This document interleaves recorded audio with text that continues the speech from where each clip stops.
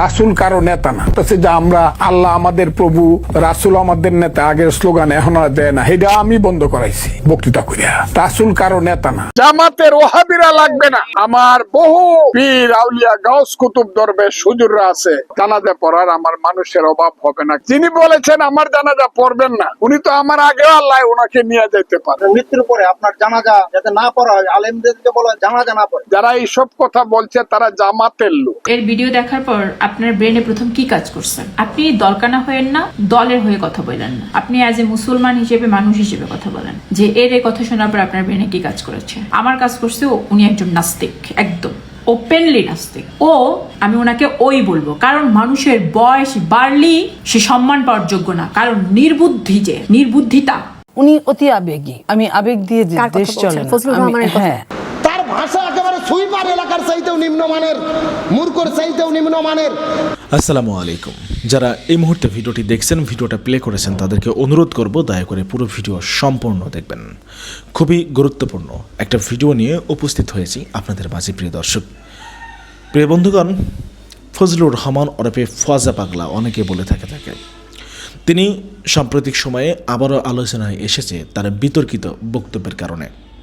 দীর্ঘদিন তার নিয়ে কেউ আলোচনা করেনি, তার কোনো সন্ধান পাওয়া যায়নি, কিন্তু পার্লামেন্টে দাঁড়িয়ে যখন তিনি বলেছেন মুক্তিযোদ্ধা পরিবারের কোনো ব্যক্তি জামায়াত করতে পারে না, সেই বিতর্কিত বক্তব্যের পর থেকে আবারও আলোচনা সমালোচনার তুঙ্গে তিনি।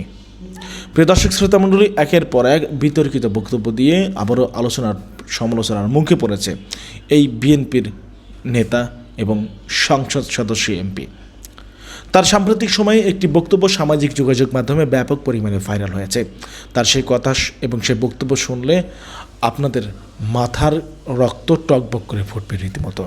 সে বলছে রাসূলুল্লাহ সাল্লাল্লাহু আলাইহি সাল্লাম কারোর নেতা না, আমাদের নবীজি কারোর নেতা হতে পারে না।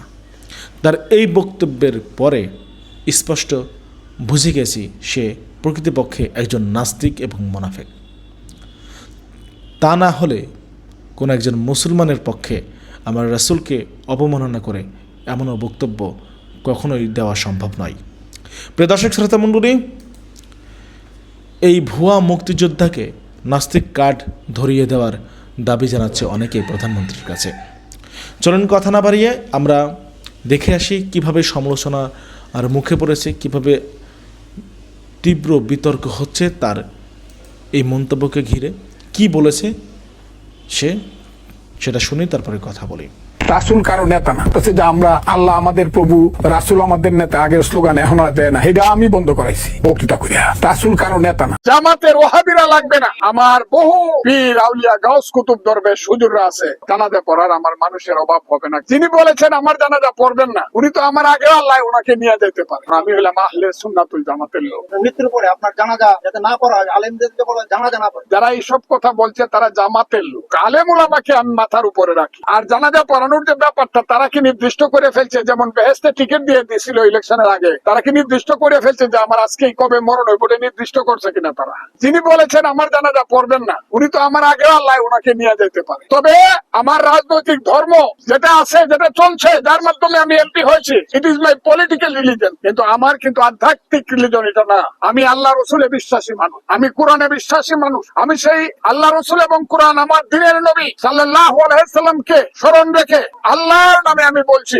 আমার মৃত্যু যদি হয়, মৃত্যুর আগেই আমি যেদিন রাজনীতি ছেড়ে দিব, আমার সেই আল্লাহকে পাওয়ার পথে আমার একটা রাস্তা আছে। সেই রাস্তাটা হলো আহলে সুন্নাত ওয়াল জামাত। আমি সুফিবাদী লাইনের মানুষ, এটা খুব ক্লিয়ার, সবাইকে জানা রাখতেছি। সংসদে আমাকে সময় দেওয়া হয় নাই বলে যে মাজার উৎখাত করার যে ওহাবিদের যে চক্রান্ত, সেই চক্রান্তের বিরুদ্ধে আমি কথা বলতেই পারি নাই। সেই কথাটা আমার খুব নির্দিষ্ট কথা ছিল। আমি বলতে চাই, এই দেশে যতদিন ওলিয়া উলিয়া গাউস কুতুব দরবেশ থাকবে, যতদিন হযরত শাহজালাল শাহপরানরা থাকবে, যতদিন কেসুদারাজ থেকে ধরে যারা থাকবে, যখন নাসিরউদ্দিন শাহ পর্যন্ত, যতদিন এই দেশে আমি জানি, আমি বংশানুক্রমিক ভাবে আহলে সুন্নাতুল জামাতের মানুষ, আমি তাদের লাইনের মানুষ, তাদের কাছ সাথে আমি আমার মৃত্যু পর্যন্ত থাকবো। আমি সুফিবাদী লাইনের মানুষ, কাজেই আমার জানাজা পড়ানোর জন্য, যদি আল্লাহ আমার জানাজার কপাল রাইখা থাকে, আমার জানাজা পড়ানোর জন্য জামাতের ওহাবিরা লাগবে না। আমার বহু পীর আউলিয়া গাউস কুতুব দরবেশ হুজুররা আছে, আমি বিশ্বাস করি আমার লাশ যেদিন তাদের সামনে রাখা হবে, জানাজা পড়া করার আমার মানুষের অভাব হবে না, কারণ আমি হলাম আহলে সুন্নাতুল জামাতের লোক। এবং আপনারা এটা দেখতে পাচ্ছেন যে তারা আমার পক্ষে দাঁড়িয়েছে, আমি তাদের প্রতি খুব কৃতজ্ঞ। হাওরের মানুষকে বাঁচান, ইটনষ্টগ্রাম মিঠামনের মানুষকে বাঁচান।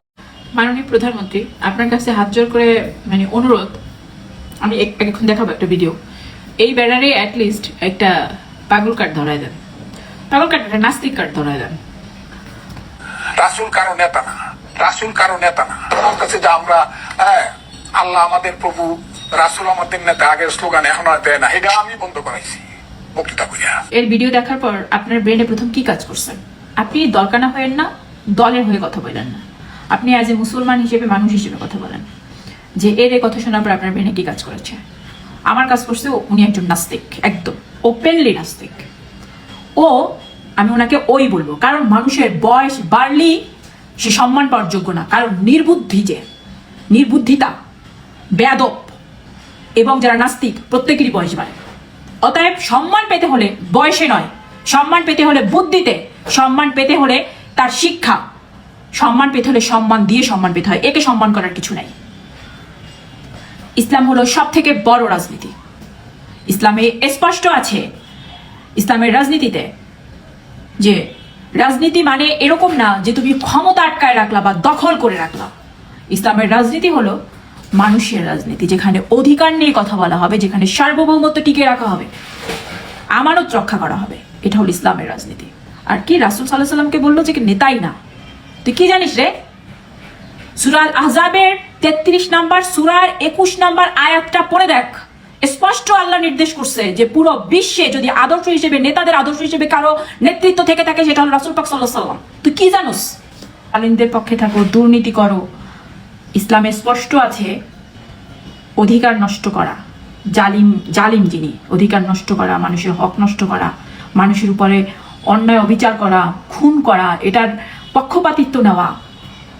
সূরা আল ইমরানের 3 নম্বর সূরার 57 নম্বরে আছে স্পষ্ট যে আমি আল্লাহ জালিমদেরকে আমি নিজেই পছন্দ করি না, এবং আল্লাহ যারা পছন্দ করে না তার তো ধ্বংস অনিবার্য। এখানে হয়তো অন্য ধর্মের মানুষজন আছেন, তাদের হয়তো ধারণা হইতে পারে যে ইসলাম শুধু নেতৃত্ব দেবে, ইসলাম এটা করতেছে, আমরা কি? স্পষ্ট কোরআনে ইহুদি, খ্রিস্টান এবং অন্যান্য সম্প্রদায়ের কথা এসেছে। সূরা আল কাফিরুনে স্পষ্ট 109 নম্বর সূরার 6 নম্বর আয়াতে এটা আসছে যে তোমার ধর্ম তোমরা পালন করো এবং আমার ধর্ম আমি পালন করব। তুমি ইসলাম সম্পর্কে কি জানো? রাজনীতি সম্পর্কে কি জানো? রাজনীতি মূলত আসছে কোত্থেকে ভাই? কোত্থেকে আসছে রাজনীতি? মুমিনদের জন্য রয়েছে কঠিন থেকে কঠিনতম শাস্তি। সূরা আল ইব্রাহিমের 14 নম্বর সূরার, এটা মেবি 22 নম্বর আয়াতে, এরকমই, হ্যাঁ 22 নম্বর আয়াতে। এবং সৃষ্টিকর্তা কিন্তু আমাদেরকে ন্যায়ের পক্ষে থাকতে বলেছেন। সূরা আন-নিসায় অন্যায়ের প্রতিবাদ করতে বলেছেন, ন্যায়ের পক্ষে থাকতে বলেছেন, এবং অন্যায়ের প্রতিবাদ করতে শুধু পুরুষ নারী ভেদাভেদ করতে বলেন নাই, প্রত্যেককে অন্যায়ের প্রতিবাদ করতে বলেছেন। হে ঈমানদারগণ, তোমরা ন্যায়ের উপরে প্রতিষ্ঠিত থাকো। সূরা আন-নিসা 4 নম্বর সূরার 135 নম্বর আয়াতে আছে এটা। তো আমার এই কথাগুলোর পরে দেখবেন যে এখানে আবার মানে এই পৃথিবীতে আপনি ভালো বলেন খারাপ বলেন, কমেন্ট সেকশনে একদল থাকবে, তারা হলো গিয়ে জাজ। উকিল একজনও নাই, আপনি হয়েছেন যে চোর আর আপনি হয়েছেন যে অপরাধী, আর জাজ হয়েছে যে কমেন্ট সেকশনের লোকজন। তো দেখবেন এখানেও বাজে কমেন্ট করবে, খারাপ কমেন্ট করবে, আমার হয়তো অনেক কিছু লিখতে পারে। তো কি লিখো না লেখো ডাজেন্ট ম্যাটার, বাট তুমি আমার নবীকে অবমাননা করবা, তুমি আমার দেশকে অন্য দেশের হাতে তুলে দিবা, তুমি অন্য দেশের আধিপত্য বিরাজ করবা। নো ওয়ে ভাই, মরার জন্য সবাই ভয় পায় না, মরবো তো একদিন, কিন্তু বাঁচতে হলে ওই একদিন বাঁচবো, 1 ঘন্টার জন্য বাঁচবো, মানুষের মতো বাঁচবো। যে আমি প্রোডাক্ট সেল করি, আমি এটা করি সেটা করি, আমি কেন রাজনীতি নিয়ে আছি? লেভেলে আসো, প্রোডাক্ট সেল করি, কাজ করে খাই। বলতেছে মাননীয় স্পিকার, বিরোধী দলের অনেকে আমাকে ফজা পাগলা বলে ডাকে। নিজের কথা নিজেই বলতেছে যে বিরোধী দলের লোক আমাকে ফজা পাগলা বলে ডাকে। মাননীয় স্পিকার বলতেছে আপনাকে তো আমি এমন কাউকে বলতে শুনিনি, আপনি খামাখা নিজেকে কেন অপমানিত করতেছেন? কিন্তু পাগল তো পাগললে যদি বলেন নৌকো লড়াস না, ও নৌকা কম লড়ায় না বেশি লড়াই, ও আরো পাগলামি শুরু করলেন। রাজাকারের বাচ্চা বলে সংসদে চিল্লে শুরু করলেন। প্রতি মিনিটে 2 লক্ষ টাকা খরচ হয়, আপনার টাকা আমার টাকা, আর সেই সংসদে দাঁড়িয়ে এমন সব ভাষা তারা ইউজ করে। ও নাকি অ্যাডভোকেট, কোন কলেজে পড়েছে, কারা তাকে সার্টিফিকেট দিল, এটাই জাতির কাছে প্রশ্ন। তার ভাষা একেবারে সুইপার এলাকার চাইতেও নিম্নমানের, মূর্খের চাইতেও নিম্নমানের। সারাদিন আলিম ওলামা ইসলামের বিরুদ্ধে কথা বলে, মহিলাদেরকে বলে যে আলিমদের সন্তান তোমরা গর্ভে ধারণ করো না, নাউজুবিল্লাহ বলেন। বলে আলিমেরা সবচেয়ে বেশি খারাপ, হুজুরদের সাথে তোমরা বিবাহ হলো না, বিয়ে বসো না, তাদের সন্তান গর্ভেও নিও না। ইসলাম বিদ্বেষী ফজা পাগলাকে বলতে চাই, এ আলেম যদি না হতো জন্মের পরে তোমার কানে আজান হতো না, তোমার বাবা মার বিয়ে হইতো না, তোমার জন্ম হতো না, আবার মরার পরে তোমার জানাজা হবে না। সুতরাং আলিমদের নিয়ে যাদের চুলকানি আমাদের ঘোষণা করা দরকার, ইসলাম বিদ্বেষী এই মুনাফিকদের জানাজা কোনো হুজুর পড়াতে পারবে না। সারাটা জীবন ইসলাম আর আলেম ওলামা চুলকানি, রাজাকার গল্প এই জন্যই মারে। এই লোকটা তো সারা জীবন করছে আওয়ামী লীগ, ছাত্রলীগের সভাপতি ছিল, আওয়ামী লীগের সভাপতি ছিল, ওই সভা ছাড়তে পারেনি। আগে ছিল আওয়ামী লীগ, এখন নব্য বিএনপি, এরাই বড় বড় কথা বলে। আর মুক্তিযুদ্ধ কমান্ডার কিশোরগঞ্জের বলতেছে যে যুদ্ধই করেনি, কথা কি বোঝেন নাই? বলছে ট্রেনিং গেছে কিন্তু রাইফেল হাতের মধ্যে নেয়নি। আমার দেশে কথা আছে না, চোরের মায়ের বড় গলা।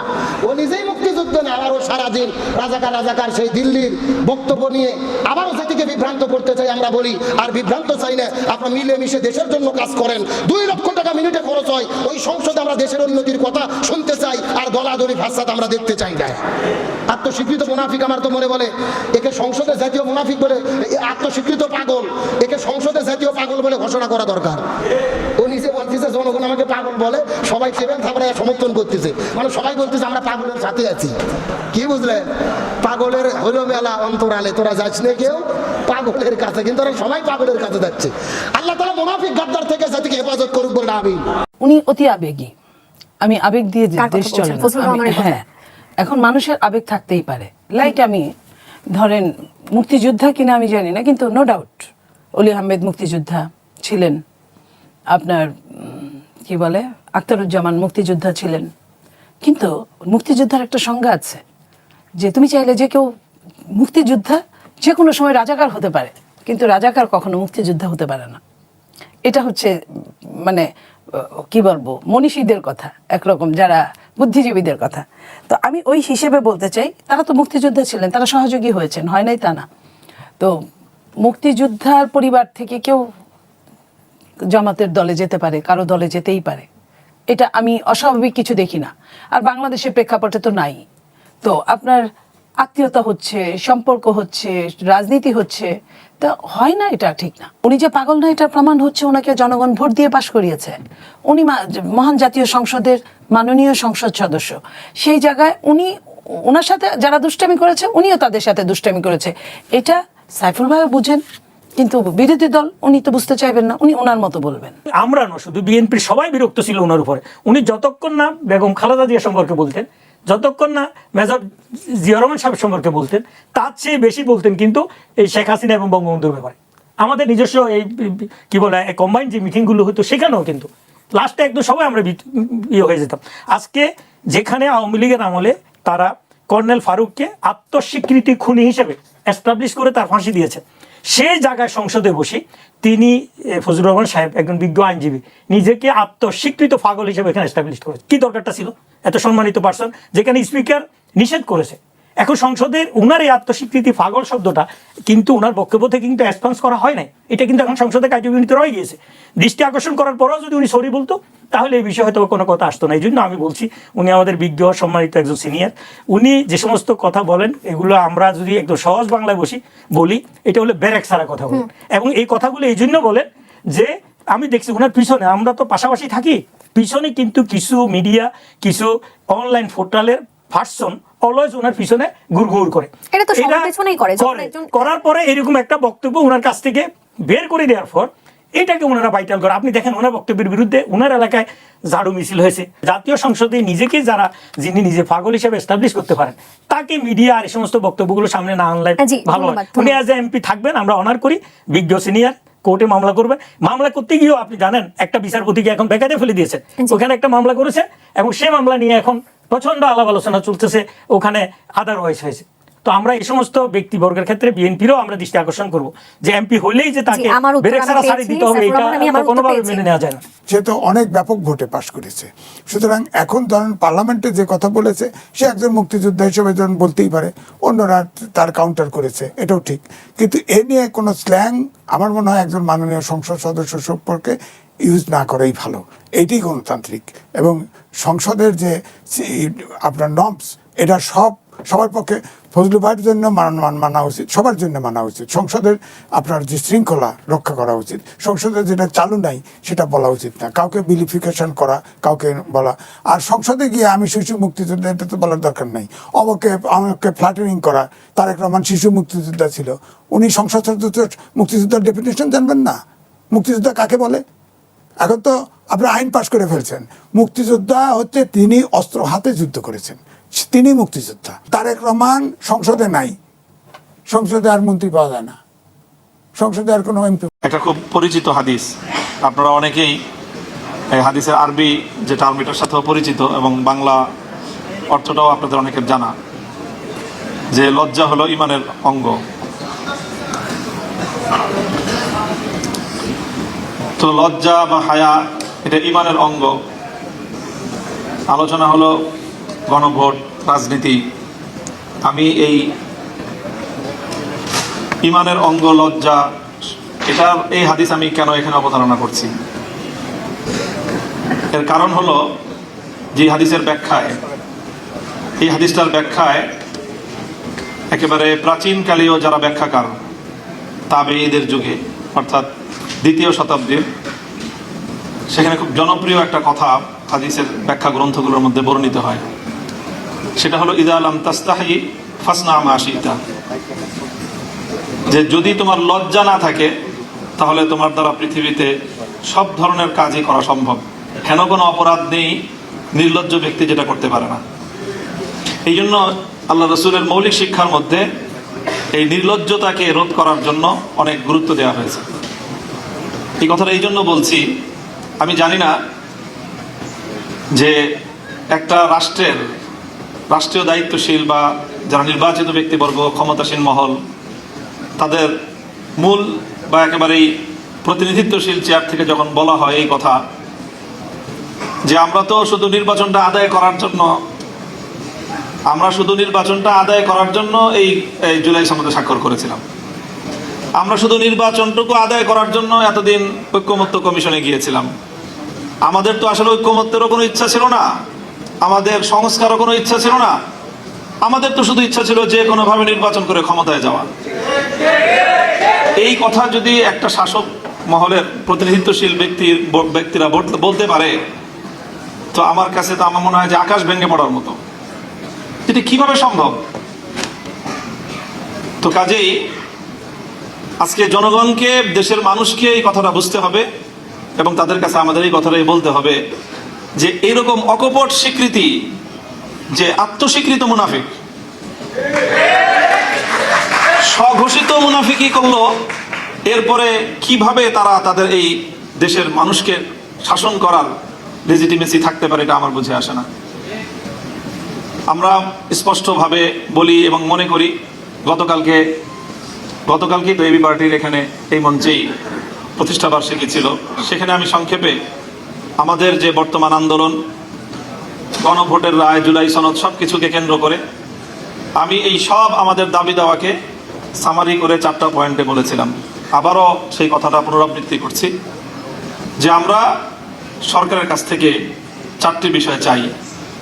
প্রথম হলো যে আমরা সংবিধানের সংস্কার চাই, কোনো যদি কিন্তু ছাড়া, এই সংবিধানে সংশোধনীর এই ব্যাখ্যা ছাড়াই যেই সংস্কারের দাবি উঠেছে, যেই সংস্কারের কথা বিএনপি তার 31 দফার যে নির্বাচনী তার যে ইশতেহার ছিল সেখানেও সে ব্যক্ত করেছে, সেই সংস্কারটাই করতে হবে। অন্যথায় আমাদের বিরোধী দলীয় চিফ হুইপের ভাষায়, আজকে সভাপতির ভাষায়, তাহলে আমরাও আবার সেই সংবিধান পুনর্লিখন, নতুন করে রচনা করার পথে হাঁটব।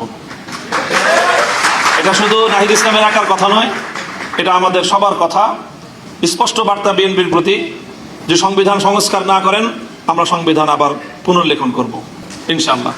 বাংলাদেশের মানুষের যে অভিপ্রায়, বিপ্লবের যে অভিপ্রায়, সেটা হলো আমরা ক্ষমতার বিকেন্দ্রীকরণ চাই এবং আমরা ক্ষমতার মধ্যে একটা ভারসাম্য চাই। এই ক্ষমতার বিকেন্দ্রীকরণ এবং ভারসাম্য আনয়নের জন্যই প্রধানমন্ত্রীর হাত থেকে প্রায় 5টা গুরুত্বপূর্ণ নিয়োগের দায়িত্ব রাষ্ট্রপতির হাতে ন্যস্ত করার প্রস্তাবনা করা হয়েছে, জুলাই সনদের মধ্যে অন্তর্ভুক্ত করা হয়েছে। মানবাধিকার, তথ্য, আইন, এই কমিশনগুলোর এবং বাংলাদেশ ব্যাংকের ও এনার্জি রেগুলেটরি কমিশনের এই জায়গাগুলোতে রাষ্ট্রপতির হাতে নিয়োগের দায়িত্ব অর্পণ করা হয়েছে। স্থানীয় সরকারকে স্বায়ত্ত শাসন দেওয়ার প্রস্তাবনা রয়েছে এবং বিচার বিভাগের যে সার্বিক যে স্বাধীনতা এবং স্বকীয়তা সেটা বিচার বিভাগ এবং সুপ্রিম কোর্টের হাতে ন্যস্ত করা হয়েছে। এই প্রস্তাবনাগুলো বাস্তবায়নের মাধ্যমে আমরা মনে করি যে ক্ষমতার বিকেন্দ্রীকরণের যে আমাদের দীর্ঘদিনের যে দাবি, জনদাবি এবং ভারসাম্য প্রতিষ্ঠার যে একটা অভিপ্রায় সেটা বাস্তবায়িত হবে। এটা হলো আমাদের দ্বিতীয়। তৃতীয় হলো আমরা রাষ্ট্রের মধ্যে দলীয়করণ এবং দুর্নীতিমুক্ত প্রশাসনিক কাঠামো চাই। কাজে এখানে পিএসসি, দুদক এবং মহাহিসাব রক্ষক সহ এই জাতীয় গুরুত্বপূর্ণ জায়গাগুলোতে নিয়োগের যেই ব্যবস্থা বা নিয়োগের যেই সিস্টেম সেটা বাছাই কমিটির মাধ্যমে এই নিয়োগগুলোর ব্যবস্থা করতে হবে। দলীয়করণ এবং দুর্নীতিমুক্ত একটা সমাজ এবং একটা রাষ্ট্র আমরা গড়তে চাই। চতুর্থ হলো আমাদের নিরপেক্ষ এবং স্বচ্ছ একটা নির্বাচন চাই। সেই 90-এর দশক থেকে বাংলাদেশের মানুষ নিরপেক্ষ নির্বাচনের জন্য যেই পরিমাণ আন্দোলন বাংলাদেশে হয়েছে, একটা নিরপেক্ষ নির্বাচন ব্যবস্থা প্রতিষ্ঠার জন্য আমি জানি না সমকালীন পৃথিবীর অন্য কোনো দেশে এত বেশি আন্দোলন সংগ্রাম, এত বেশি জীবন দান, এত বেশি সম্পদের ক্ষয়ক্ষতি, এত আন্দোলন সংগ্রাম আর কোনো দেশে হয়েছে আমার জানা নেই। এরপরেও যদি বাংলাদেশের মানুষ একটা নিরপেক্ষ স্বচ্ছ নির্বাচনের নিশ্চয়তা না পায় তাহলে এটা হবে আমাদের জন্য খুবই দুর্ভাগ্য এবং হতাশার কারণ। কাজেই সংবিধান সংস্কার, ক্ষমতার বিকেন্দ্রীকরণ, ভারসাম্য প্রতিষ্ঠা, দলীয়করণ ও দুর্নীতি মুক্ত প্রশাসনিক কাঠামো, নিরপেক্ষ স্বচ্ছ নির্বাচনের নিশ্চয়তা, এই 4টি মৌলিক বিষয় যে কোনো মূল্যে আমরা আদায় করে ছাড়বো, এই দৃঢ় প্রত্যয় আমাদের লাগবে। গতকাল এবি পার্টির প্রতিষ্ঠাবার্ষিকীতে বিএনপির নেতৃবৃন্দ উপস্থিত ছিলেন। তারা কেউ কেউ বলেছেন এমন যে আমরা এবার সংস্কার শুরু করি, 25% করি, 30% করি, তারপরে আবার আরেক সরকার এসে আরো 30% করবে, এভাবেই পূর্ণ হবে। সে কথাটা ধরেই বলতে চাই, যদি অনেক দাবি আছে, জুলাই সনদ এবং গণভোটের যে বিষয়গুলি বাস্তবায়ন হওয়ার কথা, দ্বিকক্ষের উচ্চকক্ষ যেই পিআর পদ্ধতিতে হওয়ার কথা, এই সব বিষয়গুলোকে সামনে রেখে জনতার যে মৌলিক চাহিদা, বিপ্লবের যে মূল অভিপ্রায়, একটা সুন্দর, স্বচ্ছ এবং নিরপেক্ষ, দলীয়করণ মুক্ত, ফ্যাসিবাদ মুক্ত, দুর্নীতি মুক্ত একটি সুন্দর সমাজ বিনির্মাণের পথে আপনারা অগ্রসর হন। এতে আপনাদের মঙ্গল হবে এবং কল্যাণ হবে। আর না হলে এর পরের যে বিপ্লবটা হবে, সেই বিপ্লবের মধ্য দিয়ে বিএনপি ইতিহাসের আস্থা করে নিক্ষিপ্ত হয়ে যাবে। কাজেই আমরা ধীরে ধীরে জাতির কাছে আমাদের বার্তাগুলো পৌঁছানোর মধ্য দিয়ে। প্রিয় বন্ধুগণ, দর্শক শ্রোতা মণ্ডলী, আপনারা জানাবেন আপনাদের মতামত এবং বক্তব্য কি, আপনারা কি বলতে চান। ফজলুর রহমান সাহেব তিনি যে কথা বলেছেন, যে বক্তব্য রেখেছেন, সেই বক্তব্যের প্রেক্ষিতে আপনাদের মতামত কি থাকবে। প্রিয় দর্শক শ্রোতা মণ্ডলী, ফজলুর রহমানকে নিয়ে আপনারা 2-1 লাইন লিখে যাবেন। মানুষ যে ফজা পাগলা তাকে বলে থাকে, এমনিতেই তো ফজা পাগলা নামটা এবং উপাধিটা মানুষ তাকে দেয়নি, আজকে সেটা প্রমাণ হয়ে গেল। এছাড়াও সে বলছে যারা বলে আমার জানাজা পড়াবে না তারা জামায়াতের লোক। তাজ্জব বিষয়, সে এই নাস্তিক মার্কে কথা বলবে এবং সেটার প্রতিবাদ করলে তারা জামাত হয়ে যাবে, জামায়াতের ট্যাগ দিয়ে দিবে তাদেরকে। আজব একটা বিষয়, কোথায় আছি আমরা, কোথায় বাস করছি। প্রিয় দর্শক শ্রোতা মণ্ডলী, আপনারা 2-1 লাইন কমেন্টে উল্লেখ করবেন, আসলে আপনারা জানিয়ে যাবেন আপনাদের মতামত কি, আপনারা কি মন্তব্য করতে চান। এই যে ফজলুর রহমান ওরফে ফজা পাগলা যে একের পর এক বিতর্কিত সব কার্যকলাপ করছে, এই কার্যকলাপের বিষয়বস্তু নিয়ে আপনাদের মতামত এবং ওপিনিয়নটা কি। প্রিয় দর্শক শ্রোতা মণ্ডলী, কথা আমি বাড়াতে চাই না, আসলে আপনারা জানাবেন, আপনাদের কাছ থেকে শুনতে চাচ্ছি কি মনে করেন ফজলুর রহমান সাহেব সে আসলে কি, এবং তার যে আজকের বক্তব্য তার প্রেক্ষিতে আপনাদের কি মনে হয়, তার কি ক্ষমা চাওয়া উচিত নয়?